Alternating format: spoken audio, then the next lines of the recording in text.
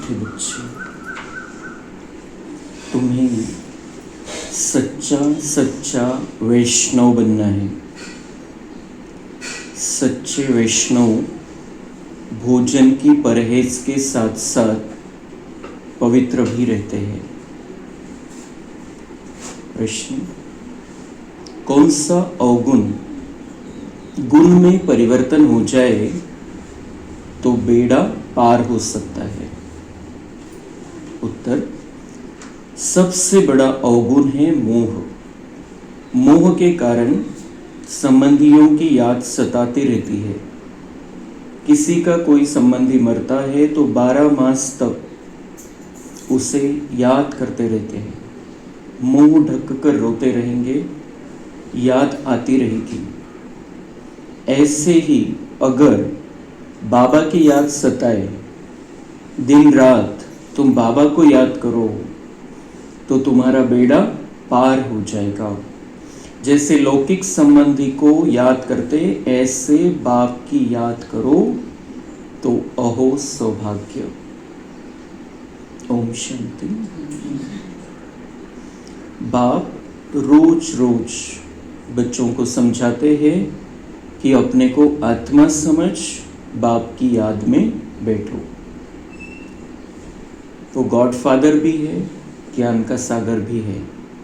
ज्ञान सागर होने के कारण टीचर भी है, राजयोग सिखलाते हैं। तो ये प्रैक्टिकल बात है कि भगवान हमें पढ़ा रहा है। वो हमारा बाबा है, इसीलिए उसको गॉडफादर कहते हैं, परम पिता कहते हैं, लेकिन साथ साथ वो राजयोग का टीचर भी है। हमें वो राजयोग सिखा रहा है, परम शिक्षक है। सबका बाप भी है, टीचर भी है, सद्गति दाता भी है। फिर कौन है सद्गति दाता?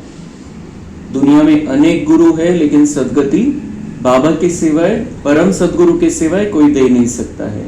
तो हमारा सद्गति दाता है, मतलब हमें सतयुग में लेकर जाएगा, परम धाम में आराम से पहुंच जाएगा, और सतयुग में सतयुग की तैयारी करा के सतयुग में भी हम आराम से अपनी ऊंचे लेवल का भाग्य लेकर नीचे उतरेंगे।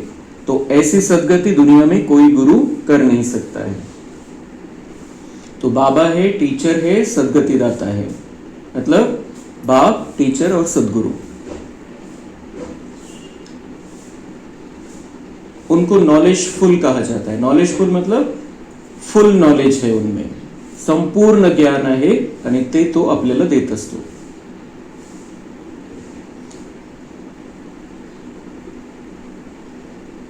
तो वह हमको पढ़ा रहे हैं। हम हैं ब्रह्मा कुमार कुमारिया। ब्रह्मा भी रचना है शिव बाबा की, और अभी है भी संगम युग। हम ब्रह्मा कुमारिया है। इस ब्रह्मा को भी शिव बाबा ने रचा है, और हम अभी संगम युग पर। आपल्यासाठी कलियुग संपलं, आपण संगम युगामध्ये आलेलो आहे। ही जर आठवण राहील तर सतयुगाची तयारी होईल। संगम युगामध्ये आहे हे जर नाही क्लियर तो सतयुगाची तैयारी होणार नहीं। तो ये पक्का करना है बार बार, हम अभी संगम युग पर है। दुनिया में कलयुग चल रहा है, लेकिन हम आत्मा अभी संगम युग पर आ गई है। एम ऑब्जेक्ट भी राजयोग की है, हमको राजयोग सिखलाते हैं। तो टीचर भी हुआ, और यह पढ़ाई है ही नई दुनिया के लिए। यहाँ बैठे यह पक्का करो हमको क्या क्या समझना है, समझाना है। यह अंदर धारणा होनी चाहिए। जब हम मुरली सुन रहे हैं तभी हमें पक्का होना चाहिए, अंदर ही अंदर उसको पक्का करते चलना है।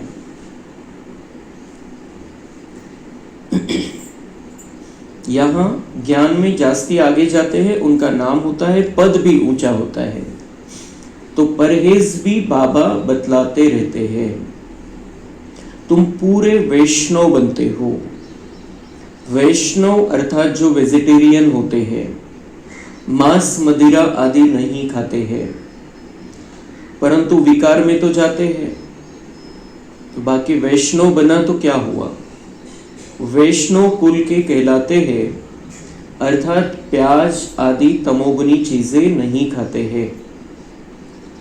तुम बच्चे जानते हो तमोगुनी चीजें क्या क्या होती है। तुम्हारे 84 जन्म अब पूरे हुए।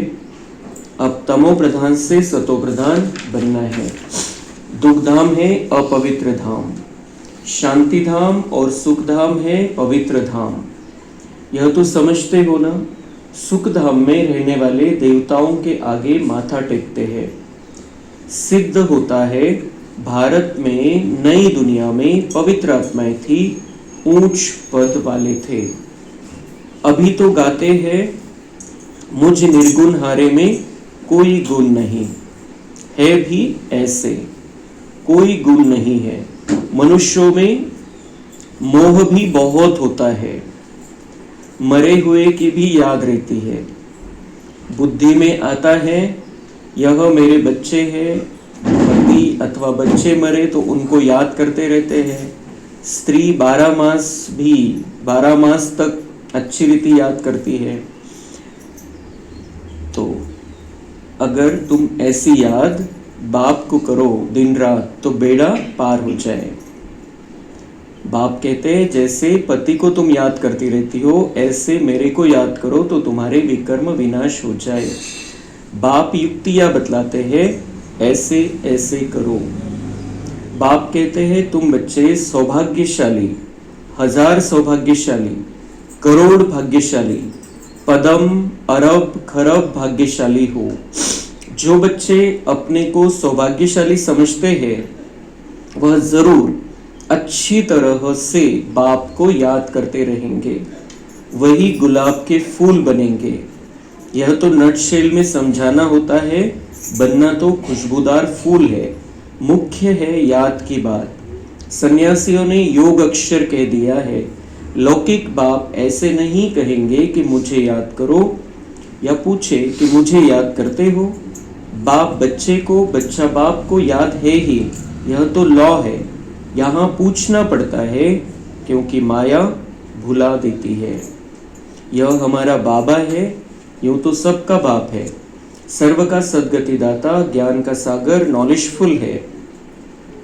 बाबा हमको सृष्टि चक्र के आदि मध्य अंत का ज्ञान देते हैं, जिससे हम त्रिकालदर्शी बन जाते हैं। त्रिकालदर्शी इस सृष्टि पर कोई मनुष्य हो नहीं सकता है।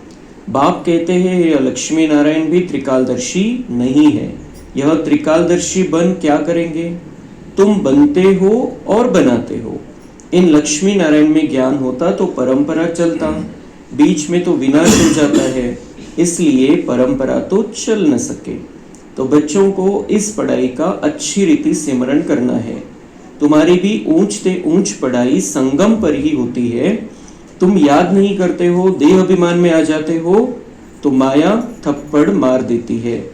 जब 16 कला संपूर्ण बनेंगे तब विनाश की भी तैयारी होगी। वह विनाश के लिए और तुम अविनाशी पद के लिए तैयारी कर रहे हो। तो बाबा ने आज हमें जो बहुत सारी बातें समझाई है उसमें मुख्य 2 बातें हैं। बाबा आपल्याला शिकवताय की तुम्हाला आता संगम युगामधून सतयुगामध्ये जायचंय, तर संगम युगामध्ये काय काय करायचंय। कलियुग तुमच्यासाठी संपलं, आता तुमच्यासाठी संगम युग सुरू झालेलं आहे।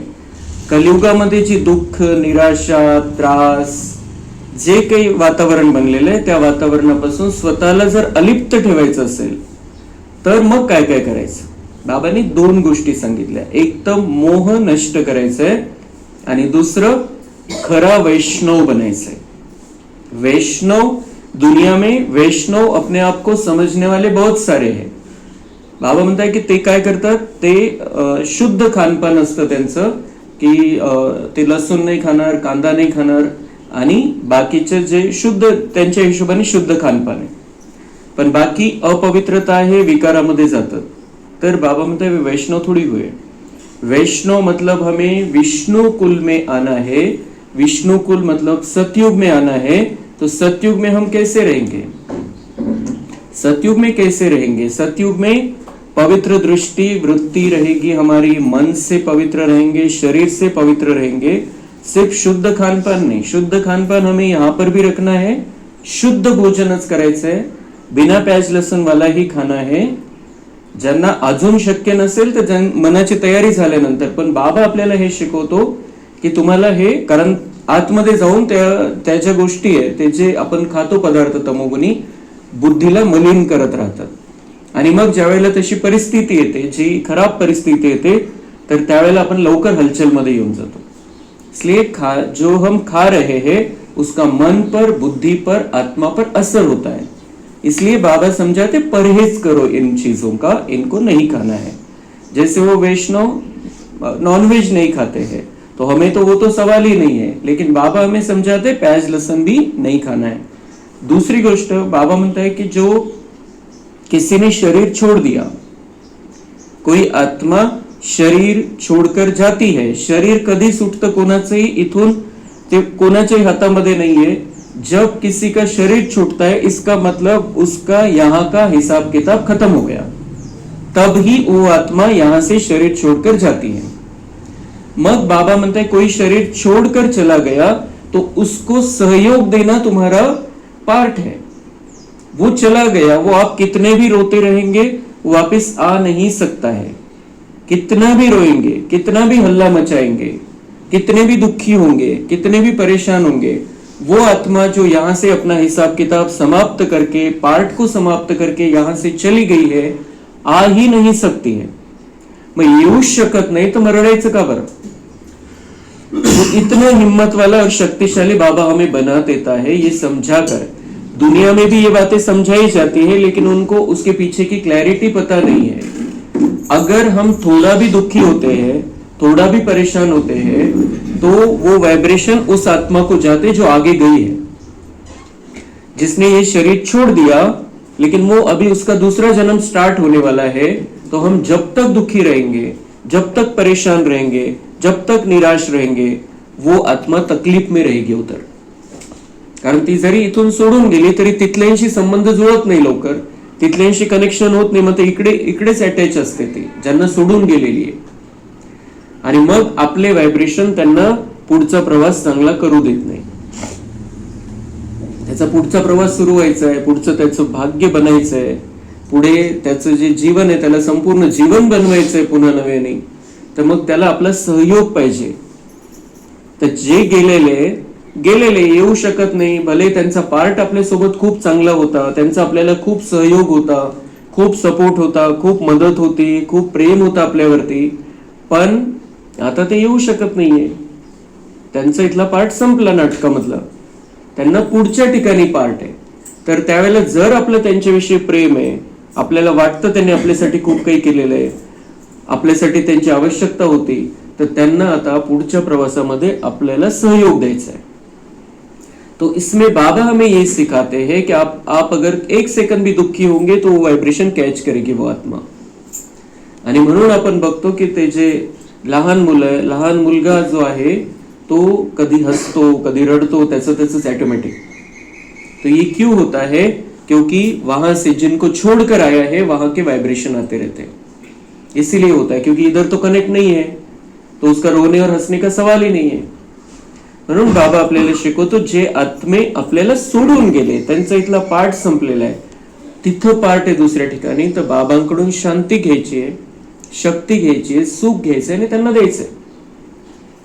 उनको बताना है, मन ही मन उनको बताना होता है कि आपने बहुत अच्छा पार्ट बचाया, आपने यहाँ पर बहुत अच्छा किया और आपका आगे भी बहुत अच्छा पार्ट रहेगा. हमारी शुभ भावनाएं आपके साथ में है. जेव्हा जेव्हा त्यांची आठवण येते तेव्हा तेव्हा बाबा आपल्याला सांगतो त्यांना शुभ भावना द्या, त्यांना सकाश द्या, त्यांना शांति द्या, त्यांच्यामध्ये शक्ति भरा. तो रोते रहने का तो कोई मतलब ही नहीं है. तो बाबा हमें रोने से छुड़ाता है. मग बाबा म्हणतो ते जे एका जन्माचे तुमचे सोबती होते, एक जन्म तुमच्या सोबत त्यांचा पार्ट होता, त्यांचा पार्ट संपला, ती देहधारी आहे, विनाश होणारा देह, त्यांच्या सोबत इतका मोह, आत्म्याशी मोह नहीं, त्या देहाची आठवण येते. तो बाबा कह रहे उस विनाशी देह में जितना प्यार रहता है तुम्हारा, या छोड़कर जाने के बाद भी आप उसको भूलते नहीं हो, ऐसा ही अगर मैं चैतन्य में आया हूं, मुझे याद करो तो तुम्हारा बेड़ा पार हो जाए, तुम पद्मा पदम सौभाग्यशाली बन जाओ. उनको याद करके तो कोई फायदा नहीं है. उनको याद करेंगे तो योग करना है, सकाश देनी है उनको सीधा सीधा. लेकिन याद करेंगे मोहवश होकर तो आपको भी तकलीफ होगी, उनको भी तकलीफ होगी। उनको तकलीफ से मुक्त रखना है तो उनको प्यार और शांती और शक्ती पहुंचानी है। ती गोष्ट झाली। दुसरं मग बाबा त्याचंच उदाहरण देऊन सांगताय कि ऐसी याद जो छोड़कर जाते हैं उनकी करते हो, वैसी ही याद मेरी करो। तो बाबा से कनेक्शन जुड़ेगा और उस कनेक्शन से हमको शांति मिलेगी, शक्ति मिलेगी, और हमारे अंदर जो पाप कर्म है वो सारे जलकर खाक हो जाएंगे। तो ये दो बातें, मुख्य बातें हमें पक्की करनी है।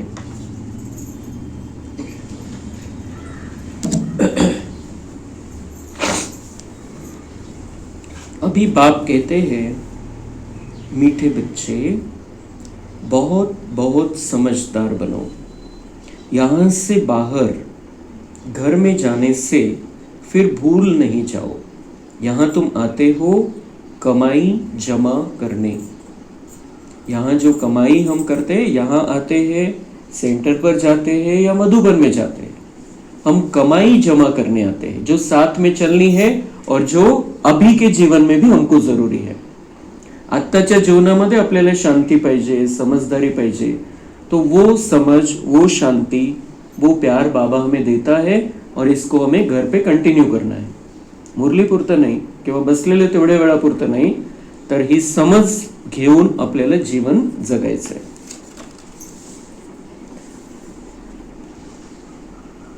तुम बच्चों को समझाया जाता है, अभी तुम ब्राह्मण हो, नॉलेज मिल रही है, पढ़ाई से मनुष्य सुधरते हैं, चाल चलन भी अच्छी होती है।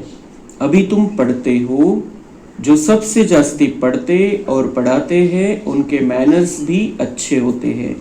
तुम कहेंगे सबसे अच्छे मम्मा बाबा के मैनर्स है, ब्रह्मा बाबा और जगदम्बा सरस्वती। इनकी चाल चलन, व्यवहार, बोलचाल, जीवन में धारणा, वो सबसे बेस्ट थी।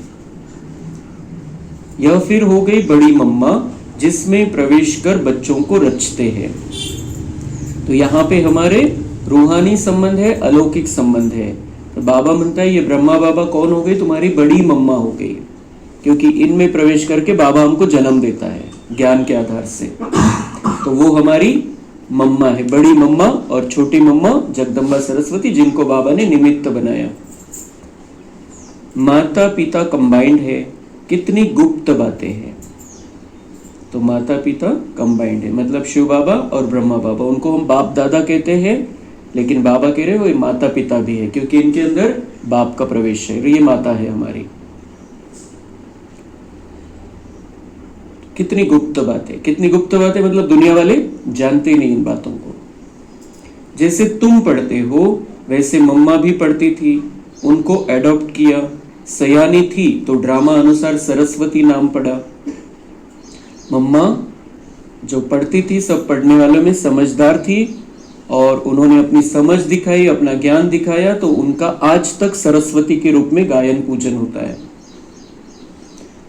ब्रह्मपुत्र बड़ी नदी है, मेला भी लगता है सागर और ब्रह्मपुत्र का। बहुत बड़ी नदी है ब्रह्मपुत्र, और एक ही पुरुष के नाम पर एक ही नदी है और बाकी सब माताओं के नाम पर नदियां है। गंगा, जमुना, सरस्वती, नर्मदा, कावेरी, गोदावरी, सब माताओं के नाम है, लेकिन एक ही नदी ब्रह्मपुत्र के नाम पे, पुरुष के नाम पे है, क्योंकि ये में मुख्य निमित्त बना और इसका ही सागर से मिलन होता है। तो शिव बाबा और ब्रह्मा बाबा का मिलन और उसका ये पार्ट, और उसके हम साक्षीदार हैं सब।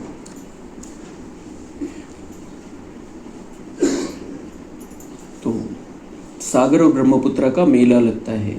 यह बड़ी नदी ठहरी तो माँ भी ठहरी ना, बड़ी नदी भी है, हमारी माँ भी है, ब्रह्मा माँ। तो ये ऐसे संबंध हमें जोड़ने हैं, इस ज्ञान मार्ग में पूरा फायदा उठाना है। दो सबसे बड़ी हस्तियां शिव बाबा और ब्रह्मा बाबा, दुनिया की सबसे बड़ी दो हस्तियां हैं, और वो हमारे माता पिता हैं, बड़े भाई है, दादाजी है।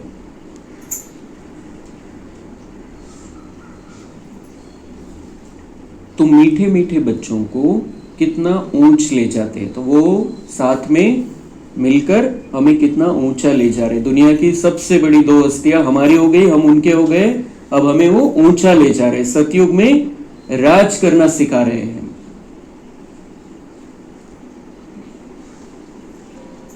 बाप तुम बच्चों को ही देखते हैं, उनको तो किसी को याद करना नहीं है, इनकी आत्मा को तो बाप को याद करना है।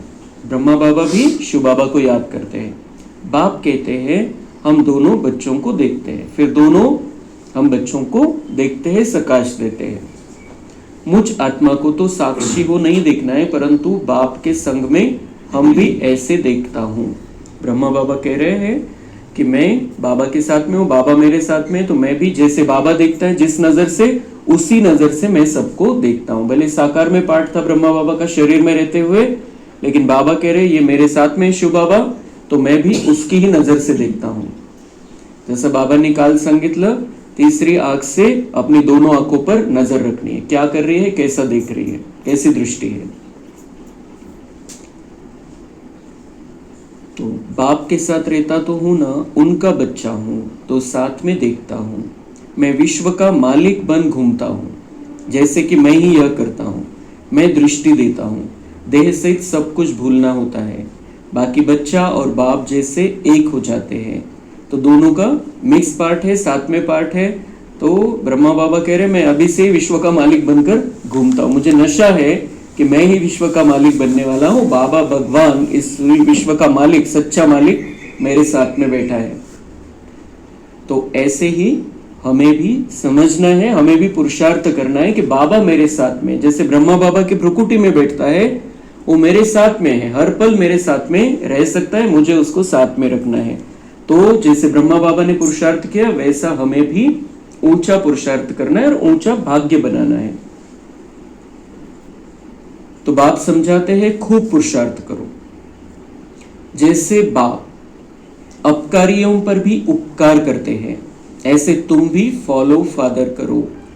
इसका भी अर्थ समझना है। बाबा अपकारियों पर भी उपकार करते हैं, मतलब हमने उसकी कितनी निंदा की, कितनी ग्लानि की भक्ति मार्ग में, उसको कहा कि कण कण में है, सगळीकडे तू पसरलेला आहे, सगळ्यामध्ये तू आहे, अतिरेकी असो किंवा जनावर असो किंवा किडामुंगी असो किंवा साप असो, सगळ्यामध्ये परमात्मा आहे।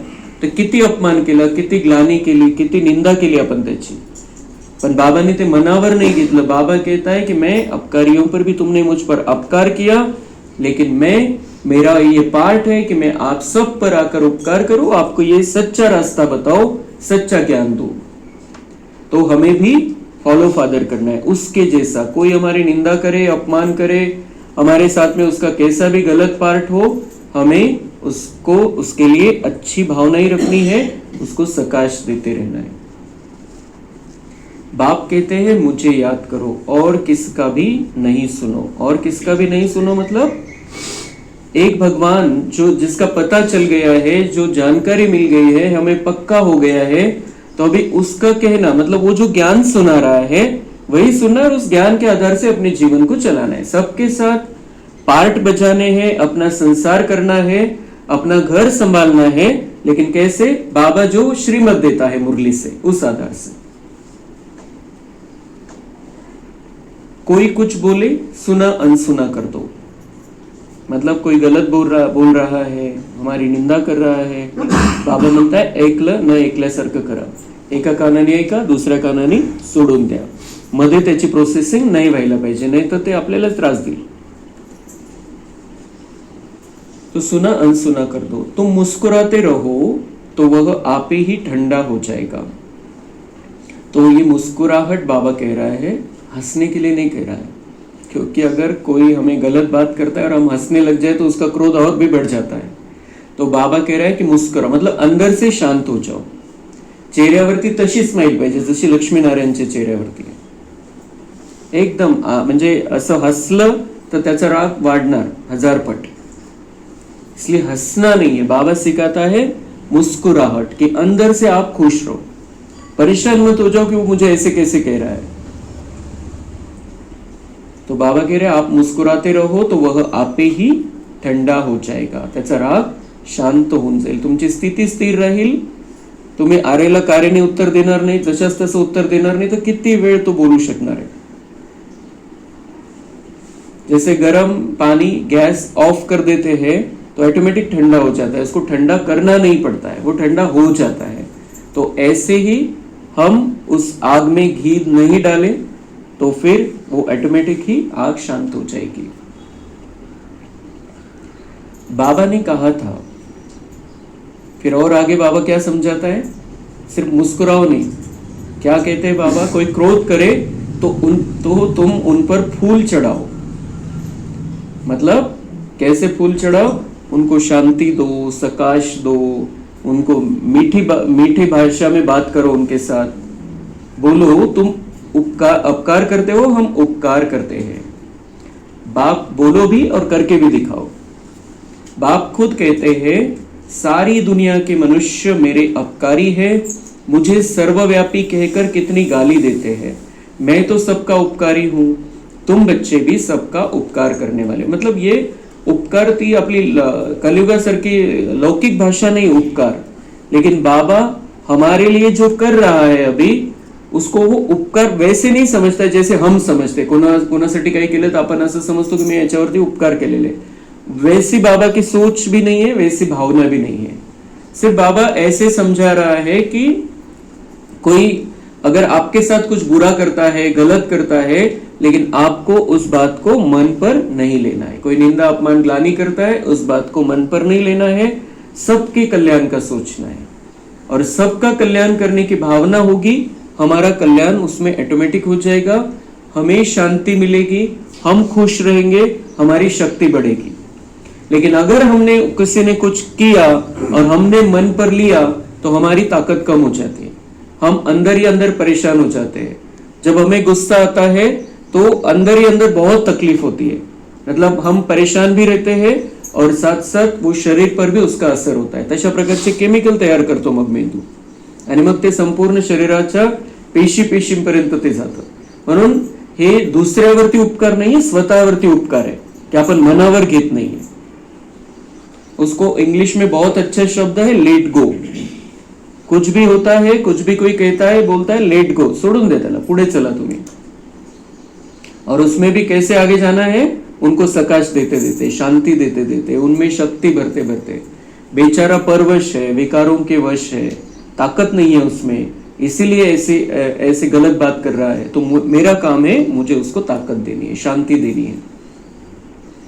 तो ये जो बातें बाबा ने आज कहा, अभी समझ जो मैं तुम्हें दे रहा हूं, यहाँ की यहाँ नहीं छोड़ना है, ये घर में लेकर जाना है और इसका अनुभव करना है कि इसका कितना फायदा होता है।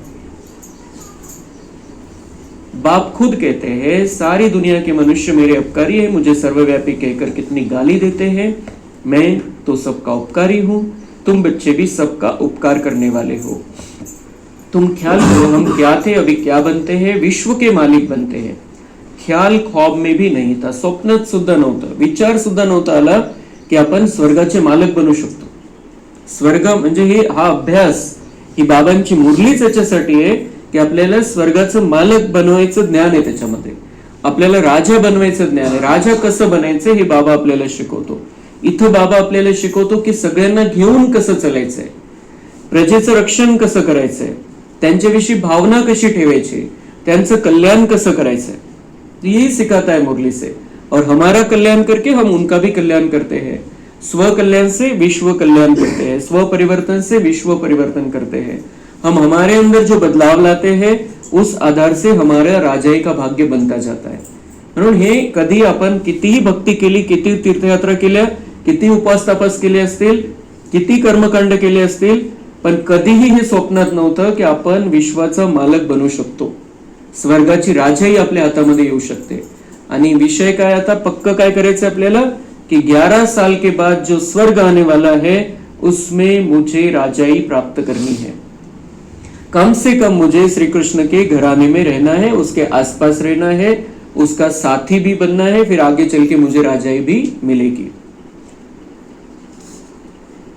बाप बैठ मीठे बच्चों को समझाते हैं, कहते हैं बच्चे सुखदाई बनो। तो कैसे बाबा कह रहा है, मैं आपको मतलब कैसे समझता है, कैसे देखता है, मेरे मीठे बच्चे हैं सब। भगवान हमें किस नजर से देखता है, मेरे बहुत मीठे मीठे बच्चे हैं। और आज कुछ भी हमारे अंदर खराबी होंगी तो उसे हम निकालने वाले, ये भी बाबा को गॅरंटी है। हम मीठे बनने वाले, मीठे म्हणजे त्याच्यामध्ये कुठल्याही प्रकारचं कडवटपणा नाही, विकार नहीं यानी व्यर्थ नहीं। इतना मीठा हम बनने वाले, ये बाबा को गारंटी है। तो बाबा कह रहे पहले तो क्या करो, सुखदाई बनो, मतलब किसी को भी दुख नहीं दो, सुख दो सबको। मतलब अपनी भावना से, वाइब्रेशन से, विचार से, वाणी से, व्यवहार से। माँ कहती है ना, आपस में लड़ो झगड़ो नहीं। बेहद का बाप भी बच्चों को कहते हैं याद की यात्रा बहुत सहज। जैसे माँ कहते हैं अपने बच्चों को कि आपस में लड़ो नहीं, झगड़ो नहीं, तो बाबा भी कहते हैं आपको भी सुखदाई बनना है, एक दूसरे को सुख ही देना है, दुख नहीं देना है, आपस में लड़ना झगड़। भगवान हमारी माता पिता है, वो कहता है अभी हम सब भाई भाई है, एक बाबा के बच्चे हैं, अभी आपस में लड़ना झगड़ना नहीं, सबको सुख दो और क्या करो, याद की यात्रा बहुत सहज है। वह यात्रा तो जन्म जन्मांतर करते आए हो, फिर भी सीढ़ी नीचे उतरते पाप आत्मा बन जाते हो। भक्ति मार्ग की यात्रा तो जन्म जन्मांतर की, लेकिन बाबा कह रहे क्या हुआ, सीढ़ी नीचे ही उतरते आए हो। लेकिन ये यात्रा जो बाबा हमें सिखाता है, याद की यात्रा, इससे हम ऊंचे जाने वाले, और इतने ऊंचे जाएंगे जो हम स्वर्ग में जाकर राज करेंगे। बाप कहते हैं यह है रूहानी यात्रा, तुमको इस मृत्यु लोक में लौटना नहीं है, हमें फिर से इस कलयुग में नहीं जन्म लेना है, हम सतयुग में जन्म लेंगे। उस यात्रा से तो लौट कर आते हैं, फिर वैसे के वैसे बन जाते हैं। वो यात्रा पर जाते हैं, यात्रा के समय पवित्र रहते हैं, कुछ लोग पवित्रता को धारण करते हैं, विकारों में नहीं जाएंगे, शुद्ध खान पान रखेंगे, लेकिन वापस आने के बाद क्या होता है, जैसे कि वैसे, कुछ फर्क नहीं। अभी तो वो तो पहले तो वैसा रहता था, लेकिन अभी तो जाने वाले भी कोई शुद्ध नहीं रहते उधर। लेकिन बाबा हमें जो यात्रा सिखा रहा है, ये पवित्रता की यात्रा है और ये कंटिन्यू चलने वाली है। जब हम परमधाम पहुंचेंगे तभी ये यात्रा खत्म होगी वैसे, क्योंकि परमधाम से तो सीधा हम चले जाएंगे सतयुग, उसके लिए कुछ पुरुषार्थ नहीं करना है। पुरुषार्थ जो करना है यहाँ पर ही, परमधाम जाने का भी और सतयुग में पहुंचने का भी। तुम तो जानते हो हम स्वर्ग में जाते हैं, स्वर्ग यहाँ फिर होगा, यह चक्र फिरना है। दुनिया एक ही है, बाकी स्टार्स आदि में कोई दुनिया है नहीं। यहाँ पर ही दुनिया है, यहाँ पर ही सब कुछ होता है। तिथवरती जितका काही प्रयत्न करता है शोधायचा, मंगळावरती, चंद्रावरती दुसरे ग्रह शोधता है, किती करोडो रुपयांचा खर्च, हजारों कोटी रुपयांचा खर्च होतो। बाबांनी पहले सांगून ठेवलेले आहे, ऊपर कुछ भी नहीं है। वो भले उनको नशा है, वो देखते रहते हैं, उनको खुशी होती है कि ऊपर पहुंच गए, ऊपर से नीचे बात कर रहे हैं, लेकिन है कुछ भी नहीं ऊपर। सब कुछ यहाँ पर ही होता है, स्वर्ग यहाँ पर ही आना है। तो दुनिया एक ही है, बाकी स्टार्स आदि में कोई दुनिया है नहीं। ऊपर जाकर देखने के लिए कितना माथा मारते रहते हैं, माथा मारते मारते मौत सामने आ जाएगा, मतलब विनाश हो जाएगा। ये सब शो दिन के ऐसे ही रह जाएंगे। यह सब है सायन्स। ऊपर जाएंगे फिर क्या होगा, मौत तो सामने खड़ा है। काय होणार है, बाबा म्हणता है जाऊन, मौत तो सामने खड़ा है, विनाश का समय आ गया है। कितना भी कुछ भी ऊपर कितना भी जाओ, कुछ भी ढूंढ कर निकालो, लेकिन विनाश तो सामने खड़ा है। एक तरफ ऊपर जाकर खोज करते हैं, दूसरे तरफ मौत के लिए बॉम्ब्स बना रहे हैं। मतलब ये साइंस क्या कर रहा है, ऊपर ढूंढ रहे हैं दुनिया, और यहाँ इस दुनिया को खत्म करने के लिए बॉम्ब्स बनाते जा रहे हैं। रोज नए नए इन्वेंशन चल रहे हैं। मनुष्यों की बुद्धि देखो कैसी है, कैसे हो गई है मनुष्यों की बुद्धि। समझते भी है, कोई प्रेरक है, खुद कहते हैं वर्ल्ड वार जरूर होनी है, खुद ही कहते हैं कि युद्ध होने वाला है। यह वही महाभारत लड़ाई है।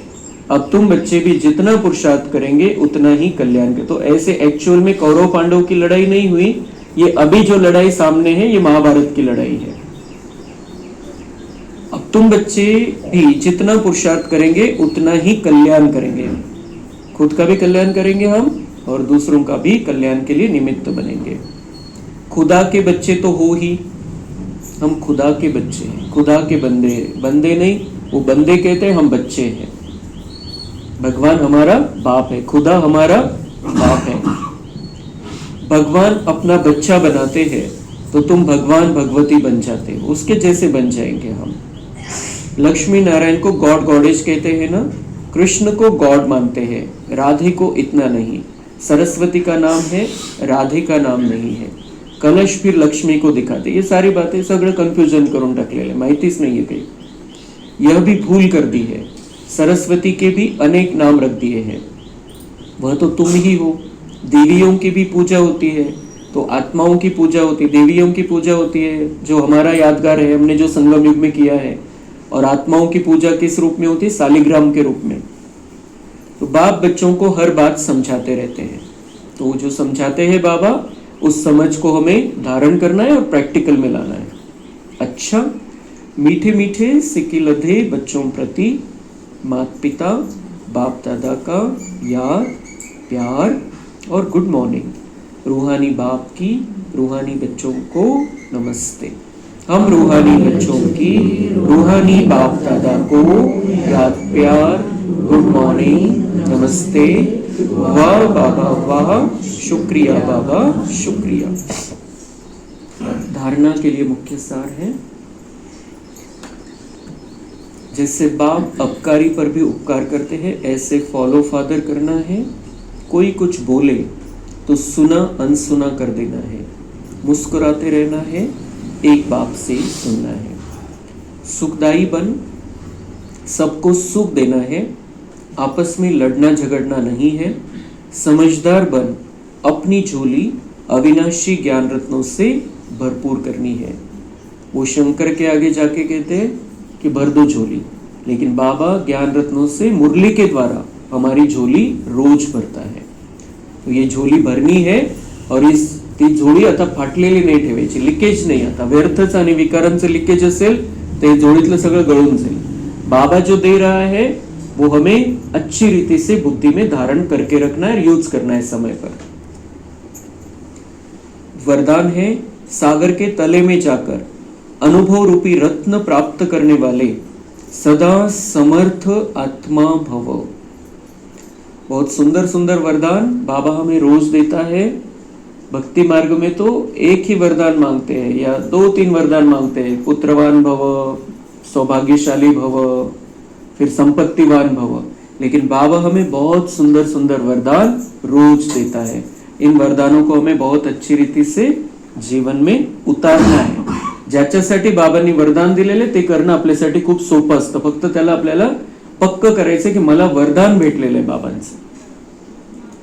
तो समर्थ आत्मा बनने के लिए योग की हर विशेषता का, हर शक्ति का और हर एक ज्ञान की मुख्य पॉइंट का अभ्यास करो। अगर शक्तिशाली आत्मा बनना है तो बाबा जो हमें योग की विशेषता बताता है, शक्ति की पॉइंट्स देता है, ज्ञान की पॉइंट्स देता है, उनका अभ्यास करना है, म्हणजे त्याच्यावरती चिंतन मंथन मनन करायचं है। अभ्यासी लगन में मगन रहने वाली आत्मा के सामने किसी भी प्रकार का विघ्न ठहर नहीं सकता। इसलिए अभ्यास की प्रयोगशाला में बैठ जाओ। जो अभ्यासी है, लगन में मगन रहने वाली आत्मा है, बाबा की लगन में मगन है, ऐसी जो आत्मा है, जो अभ्यास करने वाली आत्मा है, बाबा का वरदान है कि उसके सामने किसी भी प्रकार का विघ्न ठहर नहीं सकता। विघ्न आएगा लेकिन ठहर नहीं सकता है, रुकेगा नहीं, और दूसरी बात हम पर असर नहीं करेगा, त्रास नहीं देणार, आपण परेशान नहीं होणार त्या विघ्नामुळे। विघ्नाला आपण खेळ समजू आणि क्रॉस करू। तो क्या करो, बाबा कहते हैं अभ्यास की प्रयोगशाला में बैठ जाओ, मतलब अभ्यास करो बहुत अच्छी तरह से।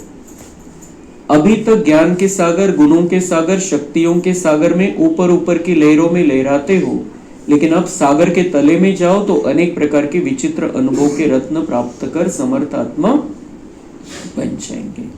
तो अनुभवों के सागर में जाना है, ऊपर ऊपर से ज्ञान सुनना इसमें नहीं। बाबा कहते हैं कि गहराई में जाओ और अच्छी रीति से उस पर मंथन चिंतन करो, अपना मनन चलाओ, तो अनेक और सुंदर सुंदर दिव्य रत्न मिलेंगे और अनुभव होंगे आपको अलग अलग।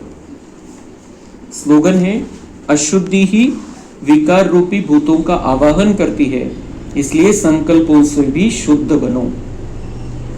कल की संपूर्ण मुरली, कल जो आने वाले कल की मुरली है अव्यक्त मुरली, इस पर ही आधारित है, उस पर हम चिंतन करेंगे कल। अव्यक्त इशारे, जैसे ब्रह्मा बाप ने विशेष श्रेष्ठ संकल्प से बच्चों का आवाहन किया, अर्थात रचना रची, यही संकल्प की रचना भी कम नहीं है। श्रेष्ठ शक्तिशाली संकल्प ने प्रेर कर भिन्न भिन्न धर्मों के पर्दों से निकालकर समीप लाया। ऐसे आप बच्चे भी शक्तिशाली श्रेष्ठ संकल्पधारी बनो। अपने संकल्पों की शक्ति को ज्यादा खर्च नहीं करो, व्यर्थ नहीं गवाओ। श्रेष्ठ संकल्प से प्राप्ति भी श्रेष्ठ होगी। दुनियेमध्ये काय असतं, विचार असतो प्रत्येकाचा, आणि बाबा आपल्याला काय सांगतो, ब्राह्मणों का क्या रहता है, विचार नहीं रहता है, संकल्प रहते हैं, पॉवरफुल। साधारण विचार नाही, संकल्प। विचाराचंच दुसरं नाव आहे संकल्प, पण ब्राह्मणांचे संकल्प असतात, म्हणजे श्रेष्ठता असते त्याच्यामध्ये, त्याच्यामध्ये दिव्यता असते, काहीतरी भलं होणारे ते विचार असतात। तो बाबा कहते हैं आपके संकल्प श्रेष्ठ ही होने चाहिए सदा। जैसे ब्रह्मा बाबा के संकल्प से क्या हुआ, साकार में जब ब्रह्मा बाबा थे तब बाबा ऐसे डायरेक्ट सेवा पर नहीं जाते थे, दादी आ जाती थी, लेकिन दूर से ये संकल्प पहुंचाते थे उधर, और इसीलिए इतनी सेवा बढ़ी, इतना विस्तार हुआ, बेस तयार झाला, कारण ब्रह्मा बाबांचे संकल्प होते साकार मध्ये असताना। आणि नंतर तर ब्रह्मा बाबा अव्यक्त झाल्यानंतर 18 जानेवारी 1969 नंतर तर बाबा हे सगळं कार्य संकल्पाने करतात। ऊपर बैठकर हम तक संकल्प पहुंचाते रहते हैं, और इसीलिए हम ऐसे ही ज्ञान मार्ग में नहीं आए हैं। ये शिव बाबा की प्रेरणा है और ब्रह्मा बाबा का संकल्प है, इसीलिए हम ज्ञान मार्ग में आए हैं, किसी की वजह से नहीं आए हैं। हम भगवान के बच्चे हैं कल्प पहले वाले, और उनका संकल्प, ब्रह्मा बाबा का संकल्प और शिव बाबा की प्रेरणा, इसके आधार से हम यहाँ पर पहुंचे हैं। बाबा कह रहे आपको भिन्न भिन्न धर्मों के पर्दों से निकालकर समीप लाया है इन संकल्पों ने।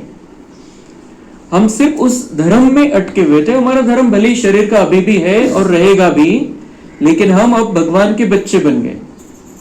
वो धर्म लौकिक धर्म है, शरीर के हिसाब से है, लेकिन अब हम डायरेक्ट भगवान के बच्चे बन गए। इसका कारण क्या है, ब्रह्मा बाबा का संकल्प।